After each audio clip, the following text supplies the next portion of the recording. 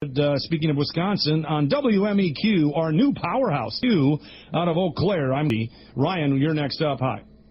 Yeah, hi. And on behalf of Governor Walker and the people of Wisconsin, I'd like to encourage anyone who wants to cross that bridge and bring us their tax base, come on over. The water's fine. It's your own darn fault for having elected Dayton in the first place. But, you came and spoke at our Lincoln Day dinner a couple years ago. I'm the chairman in the Eau Claire County area of the Republican Party. And just calling about Perry, I do a lot of intellectual battles with Ron Paul supporters, and for what it's worth, I'm to the right of Attila the Hun. I was a libertarian in college until I graduated and learned how the real world worked. And so I am to the far right, but it seems like most of the negative things that you hear about Perry aren't coming out of the White House. They're not Axelrod. It's the Ron Paul supporters who are concerned, who actually are delusional enough. All right, hold that thought. I want to get into this with you when we come back. It's a fascinating take. 11 o'clock, 12 o'clock, rock, we're going to rock around 12 o'clock tonight.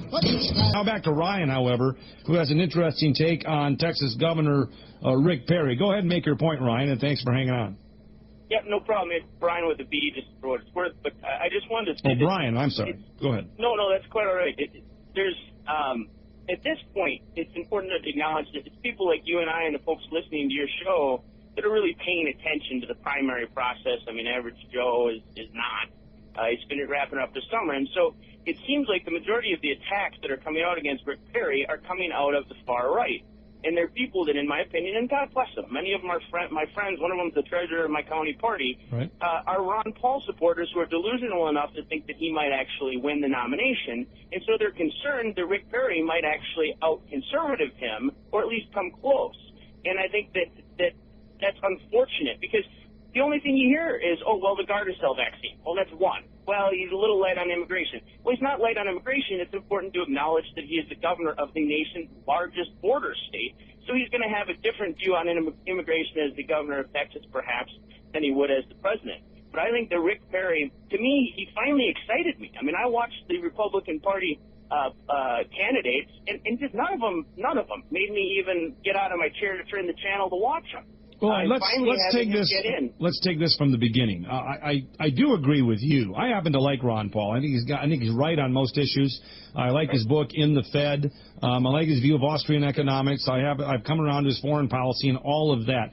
But you're quite right about his supporters. They consider it blaspheme if you even say one of his opponents looks good. And if you even mention that one of his opponents might have a good idea, might not be the devil incarnate, the Paul supporters do go nuts. They view their guy as the only man that can save America. And that does get a little grating after a while, I'll concede, because I'm on the end of that as well, when I think there are lots of good conservatives. Now, the rap on Perry, however, is he goes into this veteran speech, Brian, and he says, look, we've got to get off this military adventurism. Sometimes going it alone is not in our interests. Here's what the Paul supporters will say. This is the same guy that backed McCain.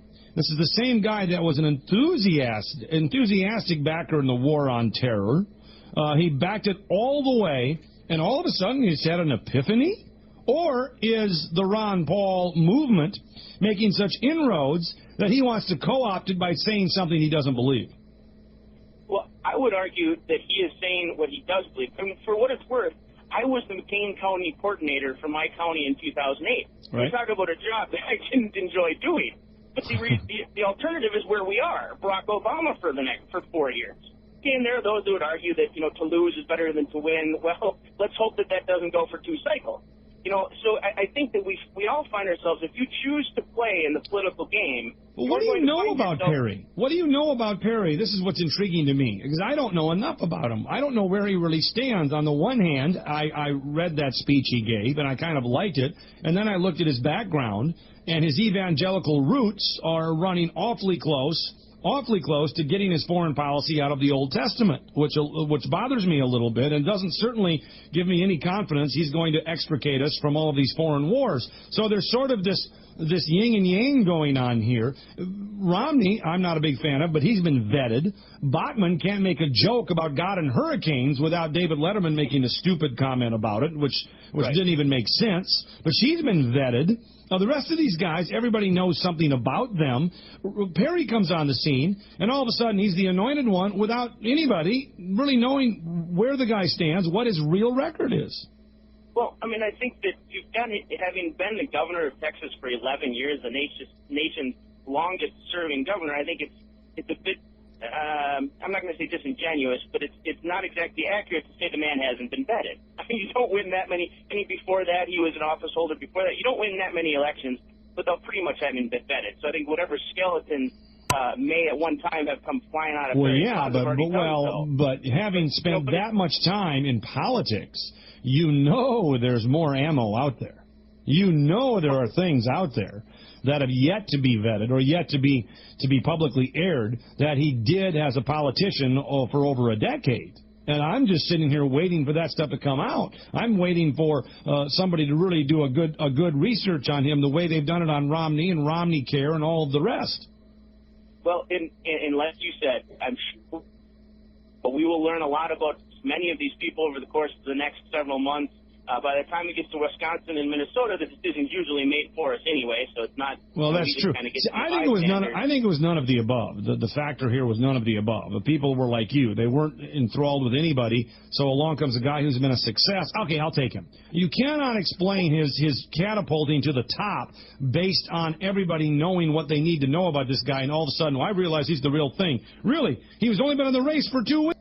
Well, and that's true, but that's also relevant. I mean, the fact that none of the other people were exciting the base, you can't win an election without the middle, but you sure as heck can't win them without the base either. Why can't Ron Paul win?